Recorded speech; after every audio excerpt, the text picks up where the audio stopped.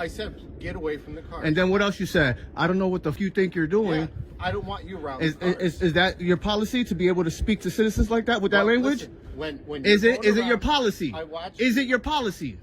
Yes or no? I watch you. It doesn't matter. It does matter. It does matter. It does matter.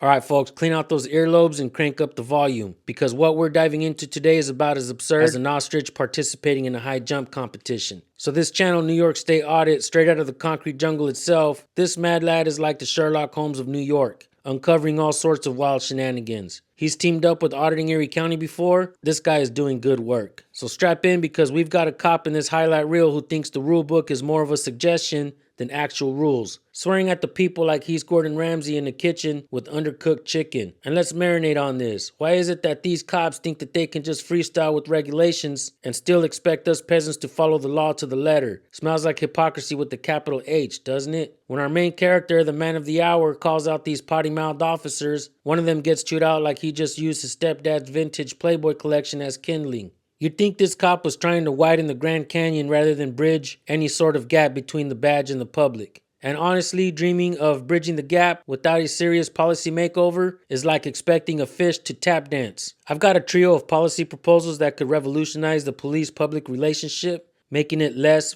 us versus them and more everybody loves Raymond. Curious? Stick around to the end of the video extravaganza to find out what they are. Don't forget to smash that subscribe button for New York State Audit and drop a howdy in their comment section. Their links chilling in the description. Now let's not waste any more of your time and dive headfirst into the circus.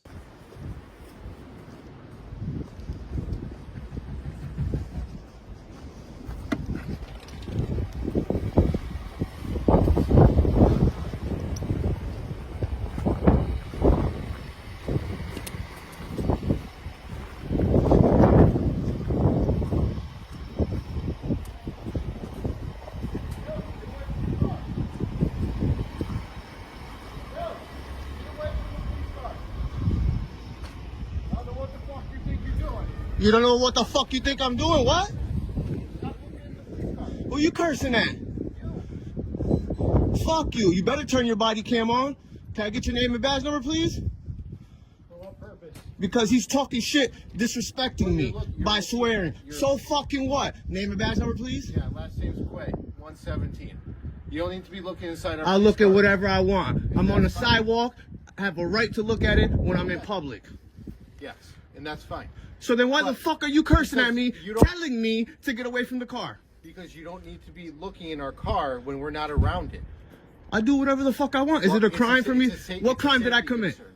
It's a safety concern. Is it? Yes. You're not even there. Huh? You're not even by the car. Okay, Why would it be your... What I'm telling you is I don't need you trying to, I don't know, do I know if you're going to break into our cars or anything? So then observe. Don't talk shit, run your mouth. Observe. Well, I first called you, get away from the cars. Was that polite? Did you say that in a polite way? I said, get away from the cars. And then what else you said? I don't know what the fuck you think you're doing. Yeah, I don't want you around Is that your policy to be able to speak to citizens like that with that language? Listen, when Is it your policy? I watch Is it your policy? Yes or no? I watch you. It doesn't matter. It does matter. It does matter. It does matter. Can I get your name and badge number, please? Hughes, 116. What was it? What was that? Hughes, Hughes, Awesome. 116. Thank you. You're welcome. Yeah, thank you. Fucking clowns. Have a fantastic day, sir. Yeah, you too. You didn't get who you wanted.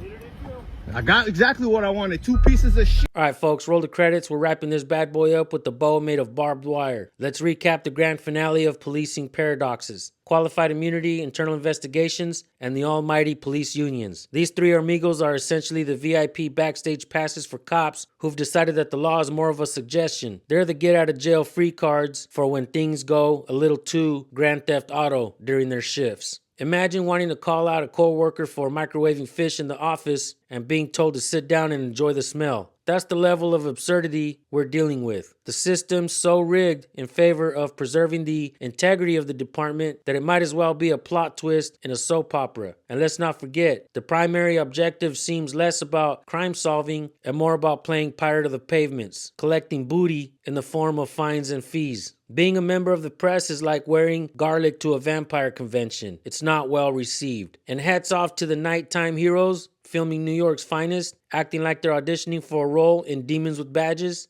if pressure turns coal into diamonds, then it's high time these cops were introduced to the concept of accountability. This isn't just about pushing back. It's about reminding those sworn to protect and serve that the Constitution isn't a rough draft. They seem to forget that their power comes with strings attached, namely, not trampling over the rights they're supposed to defend. Marinate on that as we roll out the red carpet for our next deep dive. Smash that subscribe button, ring the bell like it owes you money, and keep your eyeballs glued here for more truth bombs. We don't dance around the tough topics. We dive in head first. Alright folks, catch you on the next video where we'll continue to peel back the layers of the onion without tearing up. Always record the police, folks. We'll see you on the next video. Peace.